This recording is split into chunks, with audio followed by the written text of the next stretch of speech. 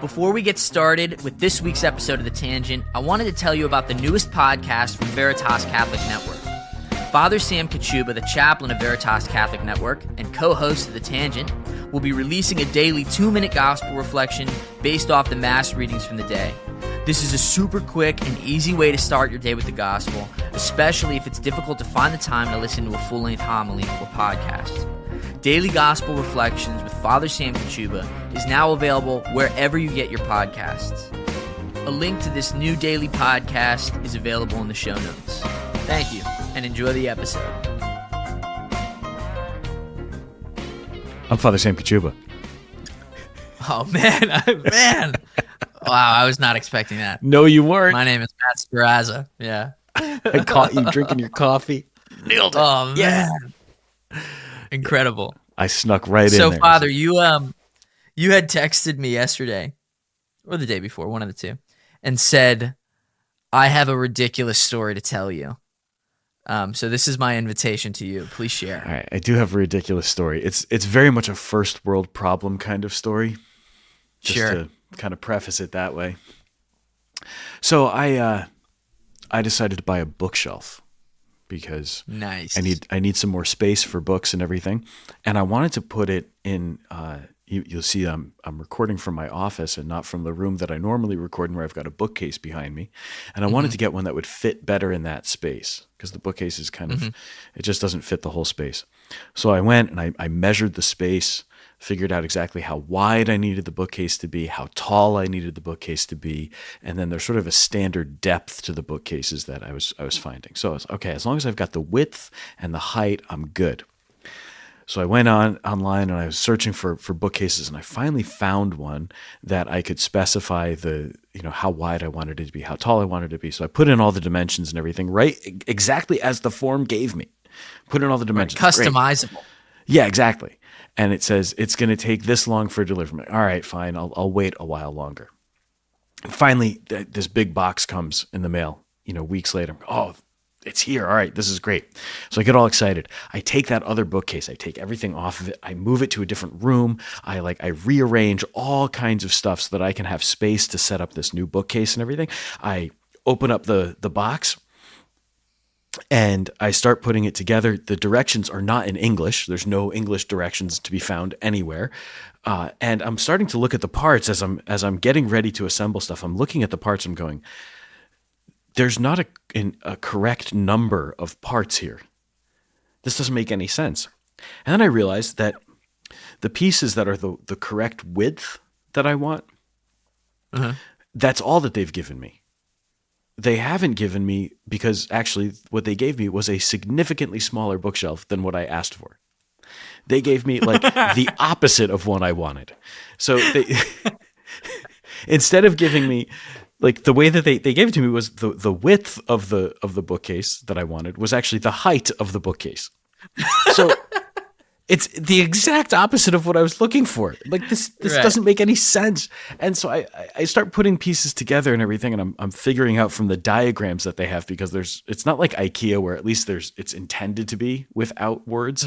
No, it's got words and instructions, but in a language that I cannot comprehend or speak or anything like that. What language was it?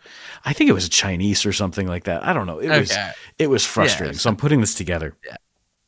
And there's definitely 30 extra screws just thrown in for some reason. And then Fantastic. 3 pieces of wood that didn't make any sense, that didn't correspond to any of the other sizes. They didn't make it into the final product. No, there's just these extra pieces. This doesn't make any sense. There's no place to put them. There's no way to attach them to the rest of this. So they just slapped together some terrible, this just low quality junk, and they threw it all in a box and they sent it to me. And so I'm starting to think, well, maybe I'll send it back. And I go, no, you know what? Because I have to pay shipping. Right. To return it, I'd have to pay shipping. I'm not getting a refund. They're not going to correct this and send me the right thing. I'm like, I'm just going to eat the cost, okay? Forget it. I hate this. I'm so annoyed. And then I thought to myself, you ordered a bookshelf and you received a night table. I just thought to myself, okay, you know what? There are worse things that could have happened to me today. That's true. Just gonna. That's true. Yeah, it's not as terrible as I feel like it is. And actually, I think it kind of forced me to do some rearranging of things that probably I should have done a while ago. It got me to clean up a little bit some of the stuff that's been just lying around. I've just had piles of things in different places, and I've not been dealing with it. So like it was a good cleansing moment at the end of the day, you know. Mm-hmm.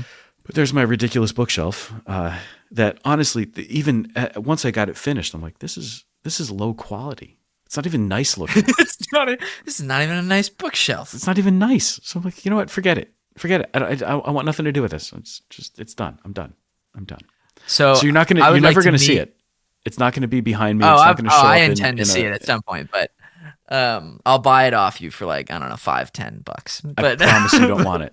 I promise you don't want it. It's so flimsy and so ridiculous and just I love it. You don't want it. It doesn't even look like it's a natural wood stain or anything. Right. Oh, awful. Right. Yeah. Awful. So but it's so frustrating because it's like the dimensions that I wanted were kind of unusual. It's not the standard bookcase that you'd normally find, but they do come in this size. You just have to kind of find someplace that can order them. The problem that I have is that I went for the cheapest possible. Right. If I had paid a little bit extra, I could have gotten something that was a decent value. Right. But I didn't. Yeah. I've got to tell you, Father, you are showing the true level of frustration with this bookshelf because I went to segue to my story and you brought it back up. Sorry, I didn't mean to do that. No, that's okay. I just want you to know that I'm praying for you. I need conversion. Like when I say first world problems, I mean pain, it. That's all. But I realize how silly this is. And I think that's an important piece. I need to just make sure that it's clear. I understand that this is a silly thing to be annoyed by. Right. I get it. The best part of this is that we just interviewed several people about the problems in Haiti. You know? Yeah, exactly. That level of poverty. Exactly. And then we start our next episode with this kind of problem. Yeah. I got a bookshelf and I don't like it. It's not even that it's and I don't like it. It would still function as a bookshelf. It's not that it doesn't. Right. It shares in the form of bookshelfness, and it can be fine. It can work. But no. I don't like it. I would like to have a poster that says something like that. It shares in the form of bookshelfness. Yeah. All right. Anyway, so to match, your ridiculous and fun story with my own ridiculous and fun story, as you can see, Father, and those who are listening on podcast cannot, I have shaved my face. So this event was preceded by this is just the introduction to the event. Shaving event. The shaving of the face. Steve Lee compared me to Duck Dynasty. which felt like a stretch, but was definitely enough to get the job done. And so I made the decision to trim my beard. Now this is not a trimmed beard. This is a shaved face. Right. And so the question has to be asked. At all. No, it is not. Right. And so the question has to be asked, what did you do, Matt? Yeah, what went wrong? And the answer is that I attempted to trim my beard without charging my trimmer. And so about halfway through trimming my beard, which was like by like a pretty significant margin, my trimmer died. And so I was walking around with half of a beard on my face. And I made phone calls. I called my parents because they live close enough. I was like, I will drive to your house and get my old trimmer. You know what I mean? I'll eat it for 20 minutes, Didn't have one, and so I ended up having to bite the bullet and shaving my face because I had like an inch and a half of beard on my left side of my face and like a quarter inch to a half of an inch of beard on my right side of my face. How long would it have taken your thing to charge? So that's what it is. I did try and all right, I'm going to give it 20 minutes, and then go back up and continue the job. And after 20 minutes, I got maybe 15 seconds of charge. You know, really, it's that it's a bad trimmer is what it is. You know, but it was hilarious. I I could love it. not believe. I felt like I was in a sitcom. You know, Yeah, like that is such absolutely. a movie moment. You know, so St. Philip Neri used to shave half of his beard, and he would shave half his beard just so that people would laugh. oh my gosh, so So he'd good. walk around with only half a beard on his face, but he would go like down to the skin. It wasn't like he trimmed it Right, and had an unevenly right. trimmed beard. No, he shaved half of his face and then would just walk Yeah, outside to like let people laugh at him. I love So that. I mean, that's your Philip Neri moment. yeah, I think that. So first of all, I knew that Philip Neri had an inclination towards humor because of our interview with Dr. Ordway, Yeah. right? That he utilized humor to build virtue. Um, and we did talk about that with her, but I suppose that could be something that we just, briefly touch on here, which is I think humor is one of the best ways to build humility. Oh yeah. Legitimately, there is there's the question of whether or not God has a sense of humor.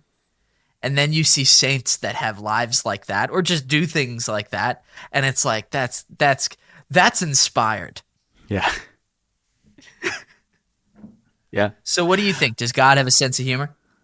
He has to have a sense of humor. I mean, he absolutely has to have a sense of humor. Otherwise, things don't make sense, right? Like the fact that Right. turkey is such a delicious bird to eat, but looks the way that it looks, it doesn't make any sense, right?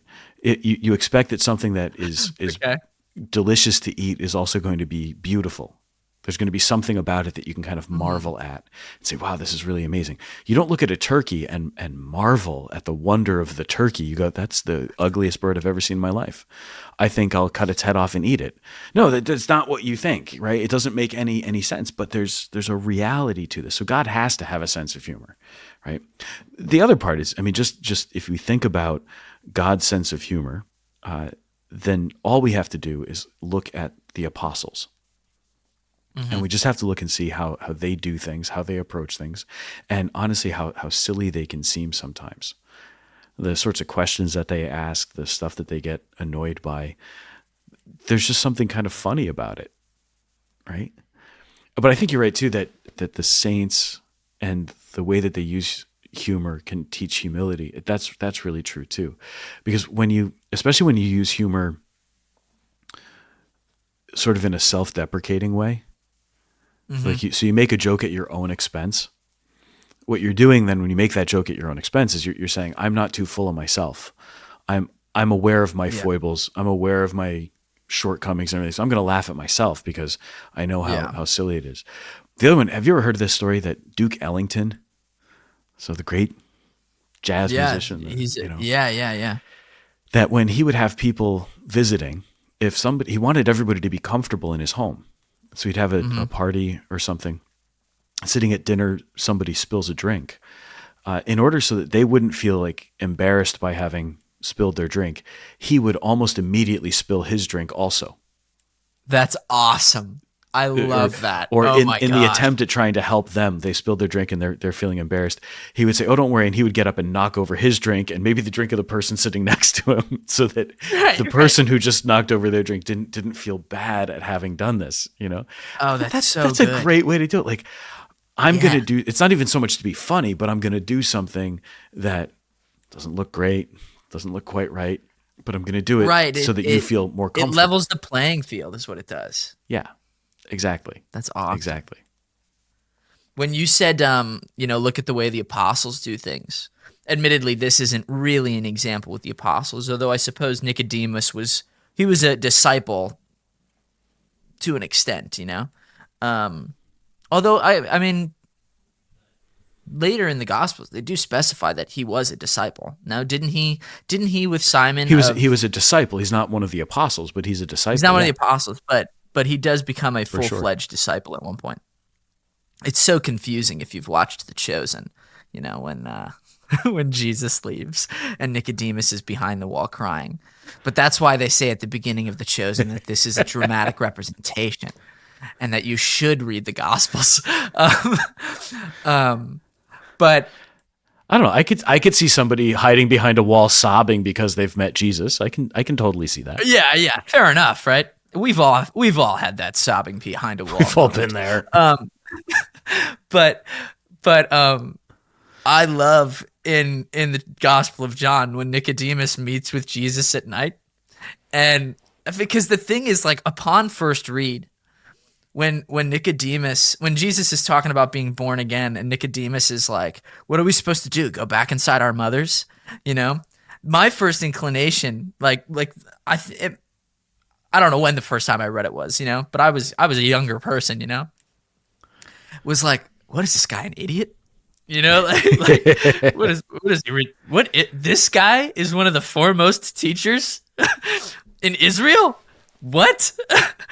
You know, and only learning that, like, it's a Pharisaical method to go way beyond so as to clarify, you know, but also, like, as I guess just as, you know, growing in maturity, insofar as growing in maturity and, like, reading the Gospels, you know, like, it's pretty funny, you know, like that Jesus was like, you got to be born again by spirit and water.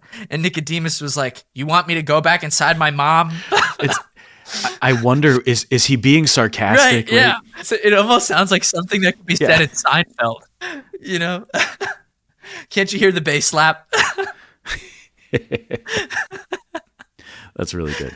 But yeah, that's really good. But I think there's some value in also reading the Gospels that way, you know, because it obviously not only that way. You can't only make a joke out of the Gospels. To be clear, the Tangent's official advice is not to make a joke out of the Gospels. Thank you. Appreciate you clarifying that.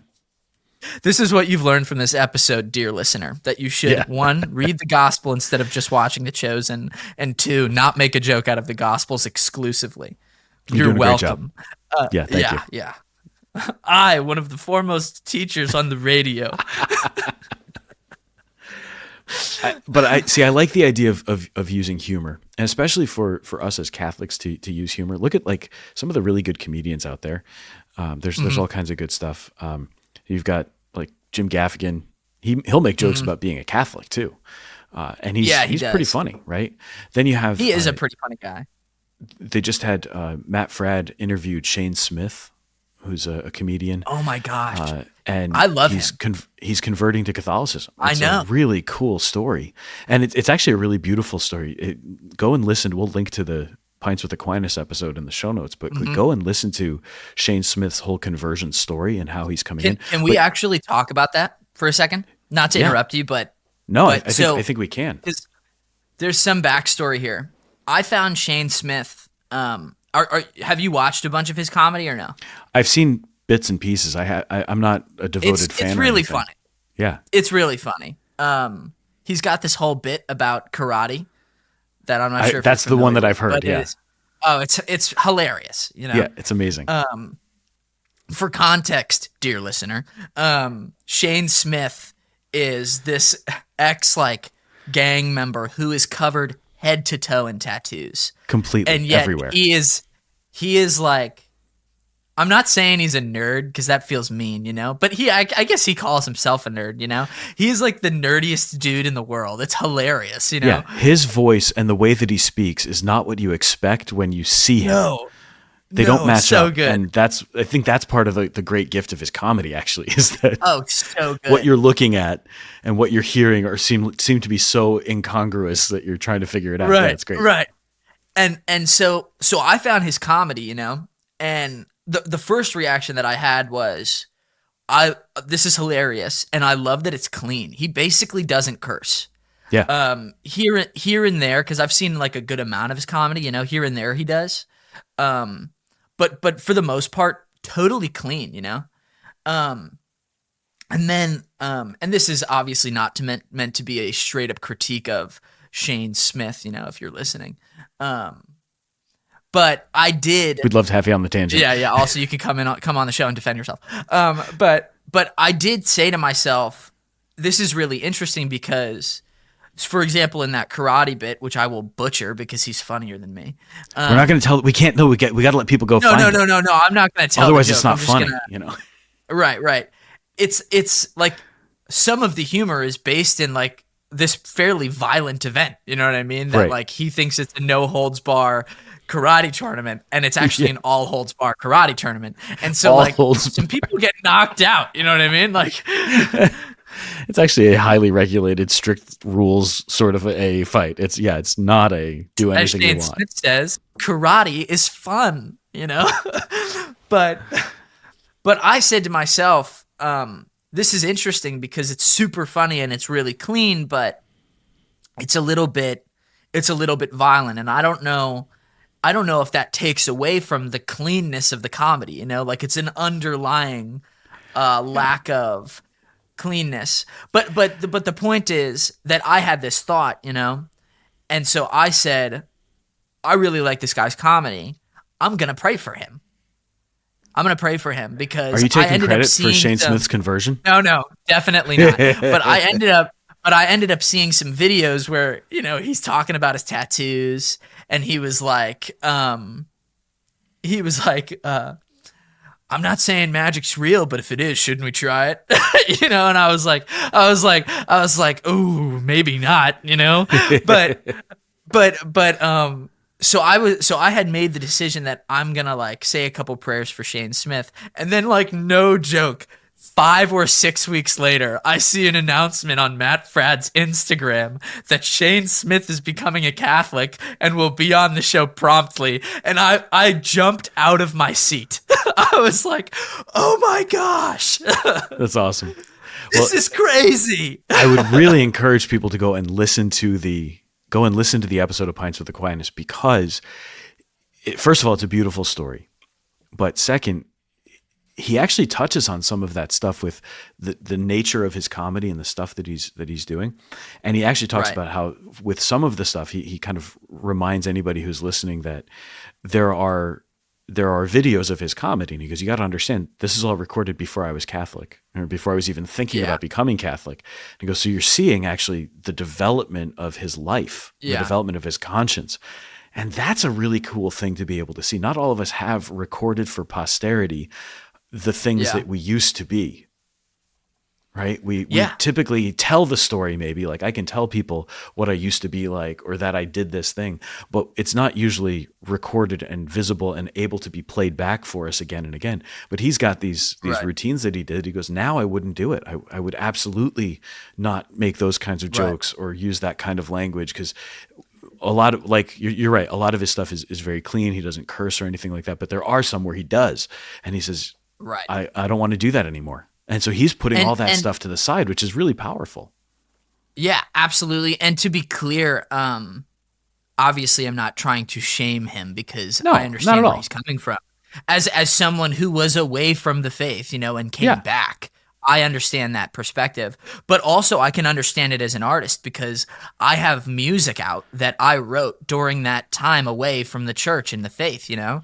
And I have not erased that music, even though I recognize that, like, oh, you know, I don't think I would do that now. You know what I mean? I don't think this is how I would present this situation now. And obviously it's different songwriting to comedy, you know? But like, I understand having that quote unquote record of where you were, you know? Songwriting and comedy, it's not that dissimilar, because you're writing something about what you're experiencing. Just ask Jack Black. Yeah. But look at it, like Shayne Smith tells stories about things that happened. And some of them, sometimes you have to be able to find the humor in the darkest things that you've done. And so part of the reason that he's able to laugh at the story of his karate tournament experience is because he's looking at a very dark chapter of his life, and he's finding something that's funny about it. Because even though there's something violent that happens, even though there's something that's he was clearly in the wrong, what he's able to do is say, look how dumb I was. I didn't understand this. I thought it was just going to be like this. And actually look how decent all these people are, that they tolerated me in my stupidity and all the dumb things that I did. So he's actually able to find a lot of light in even those really dark places. But the same thing happens with a songwriter. You're writing songs, you're writing about these things that happened to you, and these experiences that you had. And what happens? You're writing things that are true. This is really what I'm feeling. This is really what I'm experiencing. And that's the key. That's what you're trying to communicate, right? Yeah. Have you seen the Ken Burns documentary on country music? No. Oh, I think you'd love it because you had your time in Nashville too, so I think you'd really like it. Yeah. But it feels like home, right? It's remarkable the ties that you see and the way that different musical genres are so deeply connected to one another. But they're talking about Tammy Wynette and Loretta Lynn, and they said that it seemed like they sang each other's songs. So Loretta Lynn would sing these songs basically threatening her husband. I'm going to walk out on you because you keep doing these things. I don't need you. I'm on my own. I'm strong without you. And Loretta Lynn was married, had a good, strong marriage. Tammy Wynette sings "Stand by Your Man," and was divorced several times. Right? Didn't seem to be able to find that. Right. But she said it seemed like they sang each other's songs, and that was part of what made them such like powerful singers, and also it's what made them good friends. So I think that's a really interesting one. As you're talking about those songs though that you wrote, so you wrote songs at a time in your life when you weren't really living out the Catholic faith. You're struggling in your spiritual life, and so there are songs that are going to, if you psychoanalyze them. Yeah, you're going to find which I some often of that. try not to. But you're going to find some. I go of that out of stuff my there. way. But you might look back on your old catalog of songs and be like, "Wow, I know what I was going through there." But it's an authentic expression of what was really happening. That's the whole book of Psalms. Yeah. The whole book of Psalms, you have the penitential Psalms, you have the Psalms of praise, you have the Psalms of in times of distress and times of difficulty, because David is writing an authentic expression of what he was experiencing. This is the stuff that I'm going through. And so this is the way that I talk to God. And at different times in our lives, we're going to bring to God different things. I'm in a really good place right now, Lord. So here's all the good stuff that's going on. I praise you. I'm thankful. I'm joyful. And everything is terrible now, God. And now I'm angry and I'm struggling and I'm crying out to you for mercy. Seriously. Here I am penitent and sorrowful for my sins. So God, please have mercy on me. Here I am just marveling at all the stuff that's going on. I'm not even in a good mood, but I can't believe how beautiful everything is. So that's the Psalms. And it shows kind of the beauty of art, like, I mean, I've actually thought about doing, because in many ways it feels like that chapter of my life. I see almost like a great divide between that chapter of life and the chapter that I'm currently living in, just because I like, again, right, not to just bring The Chosen up every 10 minutes, but what is it? It's like, they go up to Mary Magdalene and it's, what happened? Well, I met him and what is the line? Do you know what I'm talking about? It's, I met him and I know what you're talking about. I don't know what the line is. Oh, I'm sorry. It's what I was one way and now I'm another way. And the thing in between was him, or the difference was him. Right. Yeah. And so I first of all, that's a brilliant line. Well done, written. writer. But, well, excuse me, writer. Where was that in the Gospels? But the point being that, like, I actually think there's a tremendous amount of beauty, and the Psalms is a testament to the amount of beauty that goes with the idea of, like, keeping the ugly in your testimony. Thank goodness David kept the ugly in his testimony. You know what I mean? Because it is a true sign of hope to us ugly people, who like need to see, oh, David messed up that bad. Oh, okay. He's the one that God says, has a heart after, what is it? A heart after his own. I'm terrible at quoting lines today. So David's the the king point, of Israel. listener. Yeah, David is the one who is, in spite of all the mess that David ends up in, he's still the sign of what the king of Israel is supposed to be. Right. And so everything about Israel, David is the one who summarizes what Israel can be, the greatness of Israel as a nation, as a people. And so he's the sign of what it means to be faithful to God, what it means to be conformed to God's plan and God's will, but he's also the sign of what it means to sometimes mess up and need to repent. Right. And so David in his own person. I looked it up. It's that David's the a line? man after God's heart. That's what Yeah. it is. Thank you, Google. But the point that I'm saying is that thank goodness we have that testimony. And so I've actually thought about kind of creating chapters in my own music, where like collecting all of the pre-conversion songs and putting it in one collection and then releasing new music as what I actually believe is a new person, like I really, if sin clouds your judgment, and I know people who have experienced that in the micro and the macro. For me, it's definitely a macro thing where I genuinely I think that I lost the capacity to reason well for years. Like I know that sounds silly, but like when I came to know Christ, I learned a new way of thinking, and I know people who will say that like, oh, I need to go to confession every 4 weeks because after 4 weeks, like I'm all foggy, I'm just at my limit. I can't. Yeah, I can't keep going. I can't. I need to go to confession, and I think both hold great truth, But I think it's a cool testimony to say, well, this is who I was, and this is who I am. Yeah. You ever follow an artist long enough to have kind of listened to them over the course of their career? So you've heard their different albums and you've heard the things that they're writing, and you kind of see the general arc of it. And there's something I think powerful there.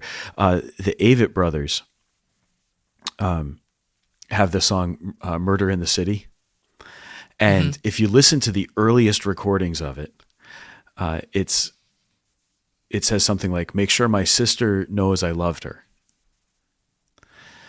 And then it changes and it's make sure my parents know I love them. And then it changes again and it's make sure my daughter knows I love her. And so you see how they're, as a band and as their lives have changed and everything, the priority changes. So they changed the song. Now they've recorded it many times over the years, but they just change simple things to kind of emphasize where they are at the moment. Right. And I think that's a really cool thing to do. Not many bands would go back and re-record their own stuff with like a new lyric or something. But I like that. There's another guy named Stephen Kellogg. Stephen Kellogg's actually originally from Fairfield. So that's the cool local connection here. Shout out to Stephen Kellogg. He's really solid. Like, check out Stephen Kellogg. I've heard his name before, actually. He's a really good songwriter. But on an album a couple years ago, he had a line, and it was something like, people keep asking me how many times I'm going to sing about my daughters. It's like, that's basically what he was saying. I'm obviously butchering his lyric. He said it in a much more poetic and beautiful way. But it's this question that's posed to him. Like, are you ever going to write about anything else? And he goes, why would I? Like, why wouldn't I write about the thing I love the most? And the people who I love the most. And there's something really, again, just so beautiful about that sentiment. And yet you can definitely trace the maturation of his life and the places where he's found the most important things and the priorities and everything. I love it when you can find that in the life and in the work of an artist, either a painter or a musician or even a comedian. Because you're going to find it in comedians too. The ways that they make jokes, the kinds of things that they talk about, sometimes the confidence that they build up over time. Yeah. A lot of comedians especially, they start off and they've got their sort of set of jokes that they're going to make. And they might avoid certain topics or they don't want to do certain things, but then as they grow as comedians, as in their capacity to do different things, now they're more willing to maybe push on certain things. And actually, I think that's why comedians are great in the context of a very maybe hostile culture.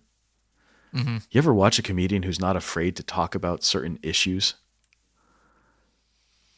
Yeah, the one that comes to mind is James Donald Forbes McCann.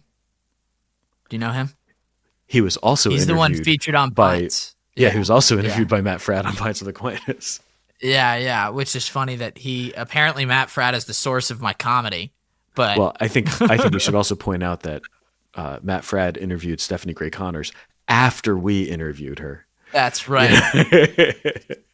I mean, technically speaking, she was on Matt Fradd's show like 4 years ago, but that doesn't Whatever. count. This is a new book. This is now. That was then. This is now. Right. Yeah. I was one way, now I'm another. The difference in between was Jesus, okay? The difference in between is not Matt Fradd? Oh, okay. No. But if you watch some of these guys and they have the confidence to talk about these things, part of what makes these difficult issues palatable is when you have somebody who can make a joke about them. Because it helps you to take the step back from it. This is so weighty and so serious, and everything is so serious all the time. Everything is so weighty all the time. Let's laugh a little bit, because actually laughter helps to break the tension. Now, if you're making jokes all the time about something and you're never taking it seriously, that's going to indicate something that's problematic. But if we can laugh every once in a while, man, what a difference. Yeah, and I think we need to learn how to do that. It's a gift. It's a gift, you know? Like, I mean, if you think about a life without laughter, the first thing that you should think is, man, that's really sad. You know, like it is, you know? And so it's laughter and comedy are actual gifts from God. And I think sometimes, at least in our political, you know, culture, we forget that. Easily. Because we want to take everything so seriously. So seriously. Of course, comedy is also not an invitation to just be mean, for example, and this is obviously not a political statement from the tangent, but I'm pretty sure Donald Trump posted a video on his Instagram where he featured videos of Joe Biden and the White House, but I don't know this for certain. Fact check me, let me know. But he featured these videos, and he underlaid it or overlaid it, whichever the term is, with a commercial about a senior living home. And it's like, I don't know, you know, I shouldn't have laughed there. Mean Mr. Trump, former Matthew. president. But the point being, like, there is a limit, you know? Like, that's a shot at a guy's character. I mean, and of whom, for the public record, I think he has some flaws in his character, you know? So, but you see, when you've got somebody who's able to make a joke about something, it can be good. But there's also sometimes you're not the right person to make the joke. Right. There's some things that I can't tease, or some things that I can't make fun of in other people's lives, right? That it's not appropriate for me to be the one who makes a joke about it. But if they want to make a joke about it, okay, no problem. Or if somebody else, like a third party, makes the joke, okay, that's fine. Right. Can I ask you this? Knowing that you're no political scientist. That's very true. What do you think the role of humor in politics should be? Because I do think that we've reached a point where it seems like, for whatever reason, being a gentleman is no longer like a prerequisite to running a campaign. And that's not – I'm not trying to take a shot at, like – I mean, everybody knows the obvious candidates for that shot, but it's not like all politicians. It's everywhere. I'm not saying that. No, but it's everywhere. Think of all the negative attack campaign ads that you see about any type of any race. It doesn't have to be federal. It could be a state level. It could be your town race. There's going to be some negative attack ad that's run that tries to mock something. Were you recently the victim of a town? I have not been, as far as I know. That's good. Whatever. Someone runs for mayor of Fairfield, takes a shot at their boss. Takes a shot at me. Yeah, that'd be great. That makes a lot of sense. No, I think there's definitely a role for comedy and for mockery. I always like looking back at the jester in the monarch's court. Right, yeah. Part of the role of the jester wasn't just to entertain the court, but part of the role of the jester was also, they say, to kind of take a shot at the king. Really? Yeah. It wasn't just to make the king laugh. Sometimes it was also to make fun of the king, because nobody else could. Right. Because anybody else who was making fun of the king was making fun of the king as an attack on his person. When the jester was doing it, it was understood that this is just to be funny. But it was also the reminder that the king is still a person. And it was to be funny, and the king allows him to. Right. Like, exactly. It's an appointed role. Yeah. Now, I'm sure there were some jesters who went a little too far and who said things to the king or about the king that they maybe shouldn't have. But I think there's a certain place where we and need to promptly be able lost to, their heads. yeah, we need to be able to be roasted a little bit. Everybody, anybody who's in a position of authority, especially, there's got to be some room for that. But there's a right way to do it, and there's a wrong way to do it. Yeah. I don't know what the right way or the wrong way is. I just know it when I see it. Yeah. I say that I don't know the right way or the wrong way because I'm not a comedian. That's not what I do. Right. But there's got to be some space Shayne there. Smith, feel free to join the show and roast us. We Hop give you in permission. and tell us all of it. Be great. But there's actually a reason why roasts are popular, right? Yeah, they're hilarious. They're funny. And even if you look at the format of a roast, it's meant to like make fun of the person who's the honoree, but then everybody who gets up at a roast, they end up also not just telling a story about the person who's being roasted, but they roast everybody else who's on the panel. Right. They roast their fellow roasters. Right. And that kind of levels the playing field a little bit. Like, hey, we are all the subject of mockery here. We are all not to take ourselves that seriously. And then I'm going to take you down a peg. And I think that's actually really healthy. Like we need that every once in a while. But there's a way. Look at the way that most guys will interact with their friends. Right? And there's a different kind of joking that you have with other men. There's a different way that you laugh with them, that you tease them and everything. And there are certain jokes that you have with guys, especially like your closest friends and guys who you've known for a long time. There are certain jokes that you can make with them that you could never make with anybody else. Yeah. And that if you were to make them with somebody else who you don't know as well, and this, I don't mean this to sound sexist or anything, but like you could never make that joke with a woman. Right? I was thinking to myself, you're telling me I shouldn't roast my wife the way I roast my bros? It's definitely not a good idea. I mean, I think about one of my friends. Although I got to tell you, Renee's pretty quick, man. That's true. That's true. You know that. She's pretty quick. She's quick on her feet. She's funny. She's got a really good sense of humor. But yeah. I'm thinking about this like very in particular. One of my closest priest friends, whenever I see him, the first thing he says to me is, "Hey, fatty." Right. It's funny. It's funny every time. It's funny. You know, I'm not all that fat, you know, but he just say fatty. It's funny. Okay. He could never say that to like his secretary just to try to make her laugh. Yeah, that would be, that would be super mean. No, it'd be terrible. He couldn't say that even to his sister, right? Just to be funny. Right. It's incredibly mean, right? But to a brother, to a friend, it's a different thing. So there's a context for these jokes. There's a way that you can make the jokes, and it's okay. It's safe, right? Yeah. But I think that has to be. I can't believe you decided to be sexist on the show today. But what can I say? I was in a mood. I was in a mood. Now, the thing I appreciate though with musicians who have recorded their songs, with people whose work has been published and it's out there, there's sort of a catalog. You can see the development of their thinking. You see this with theologians even. You can look back at some of the early work of a theologian. Like take Joseph Ratzinger. You can go back and read some of his early published articles, and you'll see him develop as a theologian. And he even talks about it himself in some of the interview books that he did. He'll talk about things that he was enthusiastic about at one time, and then decided that, you know what, having thought through this, having written about it, and having kind of teased this idea and batted it around with other people, I'm realizing that it actually doesn't pay off. And you can see a theologian's development. Avery Dulles does this in Models of the Church. So Models of the Church was first published, I think, in 1972. And is it a book on ecumenism? Ecclesiology. Ecclesiology, okay.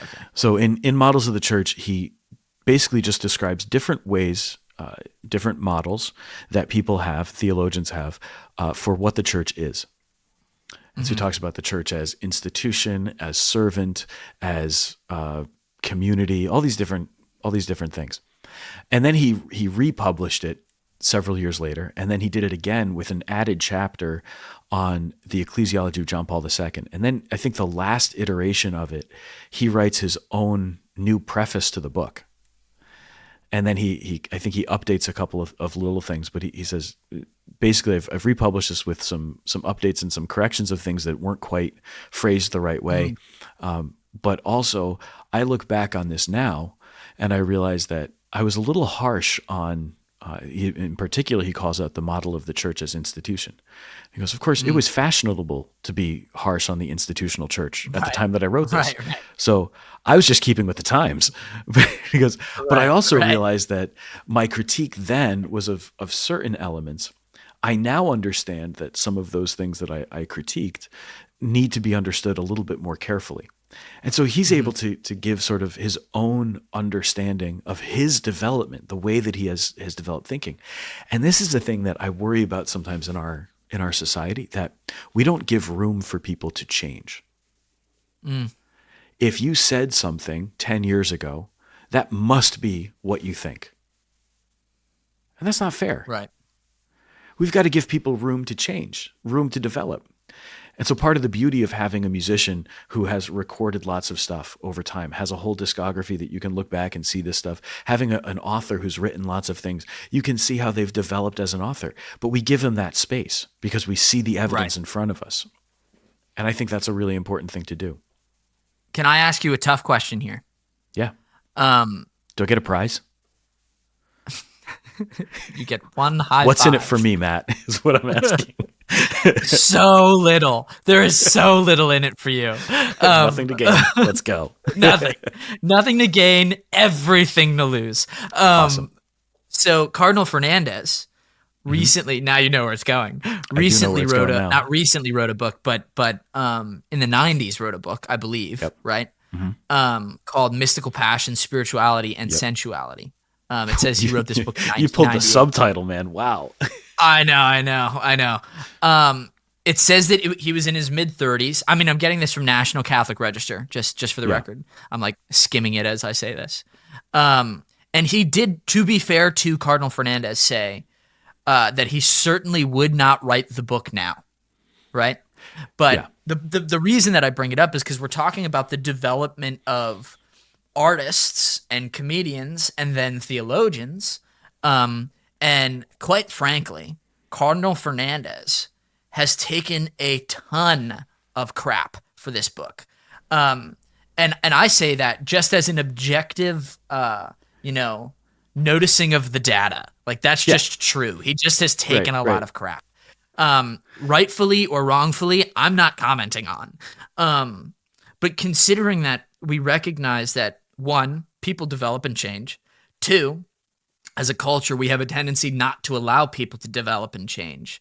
How is one to understand this, given the tremendous role that he is in the church, tremendous insofar as it is a very important role, and also the things that he has released recently, Fiducia Supplicans and then the clarification and the teachings, that the church is bringing forward. How do we understand this? Because frankly, it's been proposed as super troubling, right? Sure. And I think it is troubling in a lot of ways. So there's a couple of things. First, we have to give people space to change. We have to acknowledge that it is possible for people to change, that something that I once said 10 years ago, I might not say anymore.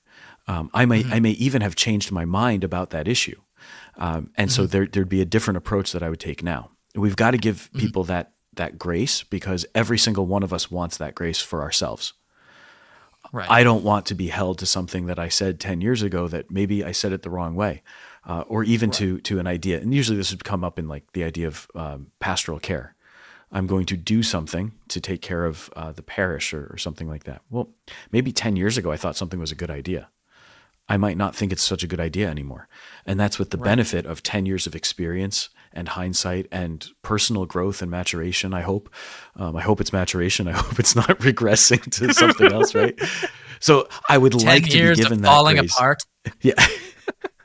I would like to be given that grace to just to know that I'm I'm going to be received and that there's room for me to grow.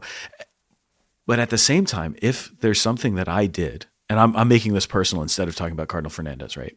But if there was something that I said or wrote 10 years ago, 5 years ago, that is really beyond what I should have said or written, or if in some way what I said or wrote is deeply problematic, then it's on me to distance myself from myself. I've got to do something to say, I reject that idea. And I'm sorry that I said it. I've got to be ready to either apologize or to correct myself. Actually, what I should have said is this. I was wrong to say that, and admit the fault. It's much better to repent of the incorrect thing that you said or the incorrect way that you communicated something than to say, well, I just stand by it and I'm not going to change anything at all. So I would rather that if somebody finds something that's a problem in what I've said in the past, that they tell me. And this is where I think there's room for critiquing. There's always room to say, I have a question about this thing that you are on record saying, or this thing that is in the past. How would you address this now? Or do you still stand by that? Do you still believe that? Again, there's got to be room for people to grow. There's got to be room for people to change and to kind of come into their own. And if we don't give people that grace, then there's a problem. Now, at the same time, I think there's also room to kind of critique the way that somebody goes about trying to massage something from the past. So there was an article that came out not too long ago about this issue with the past writings of Cardinal Fernandez. And I thought it was a really interesting one because he said, all right, on the one hand, Cardinal Fernandez did the stand-up thing. When he realized this book and its problems, he ordered it not to be published again. So he pulled it from ever being reprinted, which is the right thing to do. The book is problematic. Yeah. There are things there that are strange and not appropriate. And so he removed it from publication. Good move. So he did the stand-up thing. He also said, I was younger and I wouldn't do that now. And one of the critiques of that is, dude, you were in your late 30s when you wrote that. This isn't like the immature mistake of a zealous, newly ordained priest who's just trying to communicate something in a way that's relevant. This is you writing this with a decade of and more of experience under your belt as a priest, and with pastoral care of souls under your belt, and you do this instead. You should know better by then. Right. And I think there's room to say things like that. Like when I mess up at this point in my life as a priest, when I do something, if I say something the wrong way, I know better. And it is fair if somebody says, Father, you should know better, because it's true. I'm not some young priest who's never experienced things. Yeah. I am an experienced priest. I know certain things. So it's okay to say, hey, that was really the wrong way to do it. And I think there's also room to say, does that account of, well, I pulled it from publication, does that stand up? Because in this article, and if I can find it, I'll send it to you, and then we can put it in the show notes. And if we don't find it, sorry, folks, it might not be there. I'm going to do my best. Right, fair enough. But it kind of outlines some of the other things that Fernandez published subsequent to that book. And how some of the things that he was publishing were very much in the same line. They were on the same wavelength, speaking to the same themes, talking in the same language. Well, at that point then, all right, you wrote a book that you said shouldn't be published anymore, but it doesn't seem like you dropped the idea. It seems like the point that you were trying to make, you've continued to make, and you've continued to push. And that is where there's room for a serious question, right? Right. I don't want to cancel somebody because of one thing that they wrote. But I think that it's fair to offer criticisms when there's a pattern and where there's a consistency of certain either behaviors or thought processes. I think it's worth being able to say, that doesn't sound quite right to me. And maybe we need to look at it. Maybe we need to investigate that. Yeah. Thank you for that. The reason that I asked is because when we're talking about, like, we can have this conversation with less serious topics like songwriting, like comedy, that, like, listen, it just doesn't bear the same weight, you know, for everyone else personally. It's like a cool testimony, you know, but it's not playing a role in the life of the church and having subsequent teachings to the universal church coming out of it. You know what I mean? And so I do think it's just this interesting connection. And frankly, like first of all, I appreciated that you said we need to give people time to change. I really appreciate that you say, you know, the levying of certain criticisms is warranted, you know, given patterns, you know. Mm-hmm. But to, you know, continue to ask you tough questions, sorry about that. There is still an extent of like, all right, all this is good, but what should I do? You know what I mean? Yeah. What does this actually mean for me? Because I'm first of all, I'm not rejecting anything. You know what I mean? Like, I'm not rejecting anything. But that doesn't mean I understand it. Maybe not understand it. It doesn't mean I know how to like make them work together. For those of you who can't see, I'm putting my hands together so my fingers fit perfectly in line, right? But I don't like, do you know what I mean? How do I make these things jive, basically? You know what I mean? Where it's like, oh, you're telling me this is the guy who wrote this document that is, listen, again, observation of the data has been troublesome. You know what I mean? Like, what do I do here? You know, knowing that the answer isn't like, I'm just going to reject everything outright. Yeah. I would take this approach, and to use a less hot button example. Yeah, please do. Is useful in this. Yeah, that's because we are talking about it. We're talking about a serious issue with the thought and the content of the writings of the prefect for the dicastery for the doctrine of the faith, and that's a serious office that requires some serious credentials and everything. And if there's questions about those credentials, it's valid and necessary, I think, to raise those concerns. So that part I'm good with. And to be clear, you know, to go back to Dr. Altieri, he said, I don't know if you remember this, but he said, if you're ever going to, you know, critique a bishop or a cardinal, you better have your ducks in line, you know? Yeah. Make sure you know what you're talking about. So that's why, right. So I'm not, I don't know, just so everyone knows, right? I'm coming at this from the perspective of like, I'm a Catholic trying to live the faith, you know, in my everyday life, you know, and this has been a thing across so many news outlets. And we do live in a time where it's hard to find what's, you know, what's accurate, what's true. It is an undeniable fact. Yeah, it is an undeniable fact that some of the things that Cardinal Fernandez has written in the past and his most recent writings have caused great consternation in the church, broadly speaking. Nice. That's a fact. Nice use of the word consternation. Love it. Yeah, it's a good one, right? Yeah.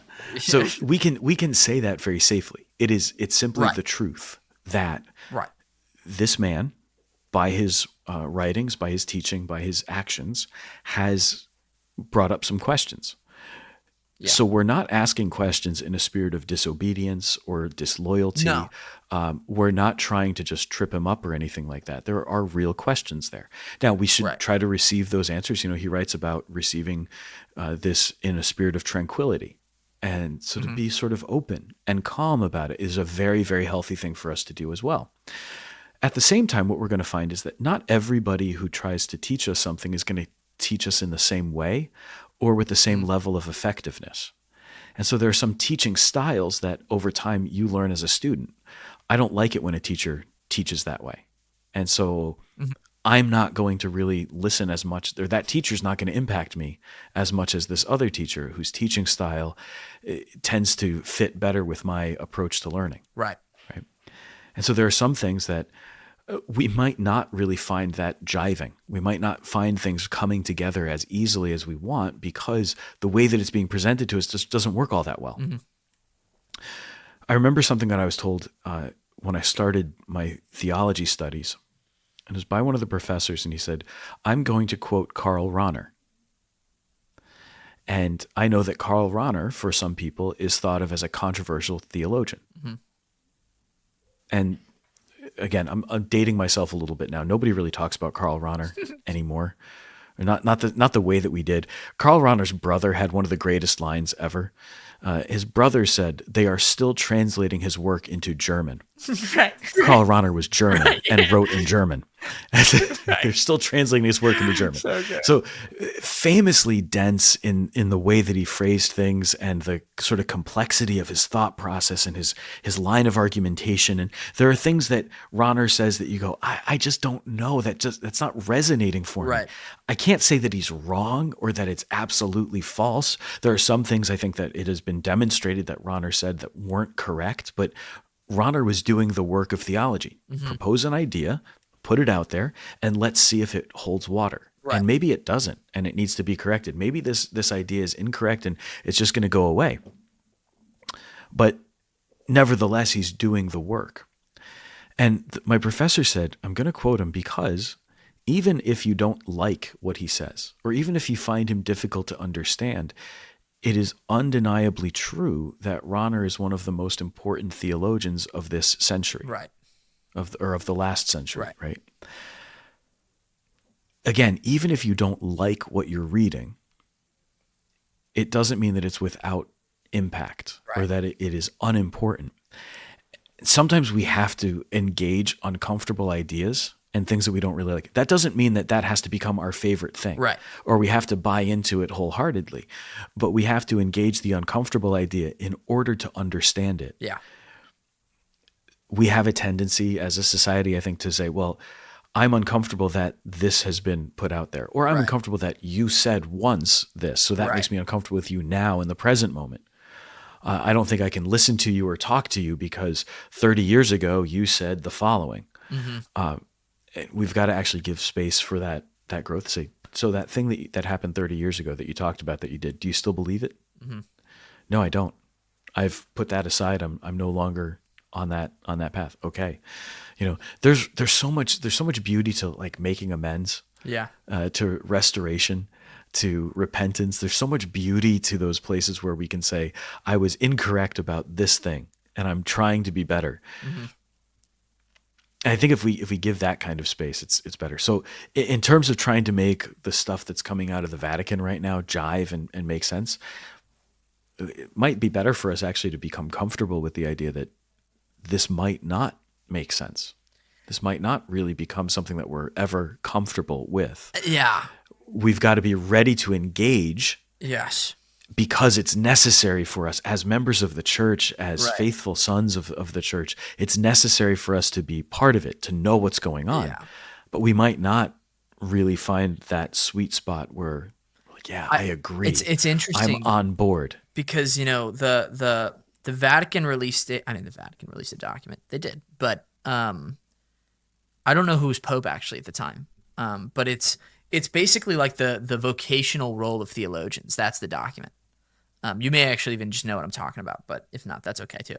But it does talk about like different levels of document and the kind of assent that is required of a certain document. And so Yeah. some documents require the assent of faith. Some documents require the religious submission of intellect and will. And those are two really different things. But then it goes on to say, well, there will be some theologians who struggle with things the magisterium says. And to be clear, I'm not trying to say that the things that have come out recently are certain kinds of magisterial documents, but rather the point this document says is that there will be theologians who have difficulty, who need to prayerfully work through things in that sense of tranquility, with that sense of tranquility, and who, if it is a document that requires faith, the assent of faith, and you are struggling with, that can be a burden that God has given you. That it's almost like they say that you offer that, and it becomes this thing that you have to. It uses the words that you. It doesn't say that you prayerfully wait through, but it does say with confidence that truth will prevail. And I do think that we find ourselves in a situation where anyone who says, I'm wholesale rejecting the Catholic faith because of controversies in the last several months, I'm out of here, like that isn't the call right now. We are at that point where we are called to that sense of patience, to the perseverance and to the prayer to try and understand and to just seek after the Lord in his church, trusting that the faith is going to prevail, and that could look like us gaining a better understanding or the document being clarified. You know what I mean? The document, any of these documents, you know what I mean? Because there's been several that that people have said, what the heck does this mean? So I think that's, to me at least, that's something I've been trying to take to heart, which is this might be something I struggle with. That's okay. So long as I engage in things patiently and prayerfully, seeking after Jesus in all things, Yeah. There are some things that we accept, that we believe, even if we don't fully understand. And the struggle is trying to understand. Right. There can be some pain trying to wrestle with an Right. idea and trying to understand it better. There can be some pain that comes along with trying to have a fuller understanding of this point or that point. Yeah. And that pain can be very real. Right. And it can be a real challenge for us to understand. The point is to strive for that understanding. Mm-hmm. And sometimes that means waiting. Sometimes that means not knowing or not fully grasping it, but knowing that you're called to understand, or that you're called to believe, rather. Right. And I think you're right too, that attitude of being receptive to it, and the attitude also of just trying to accept with tranquility, with peace, that it's not you who's in control, but God. Yeah. It goes a long way. Yeah. It goes a long way. Yeah. Yeah. All right, man. I got to run. Sounds good. It's good talking to you. Yeah. Yeah. I did not think we would cover such a range of topics. This was so on brand. That's what the tangent's all about. This is what we do. Thanks for listening, listeners. God bless you. We're going to start breaking the fourth wall now, so. All right. Peace, Father. See you later, man. Hey, everybody. I hope you enjoyed the show. If you'd like to further support The Tangent, please consider subscribing or following on your preferred platform, following us at @thetangent_Catholic on Instagram, or even donating at veritascatholic.com. See you next time. God bless.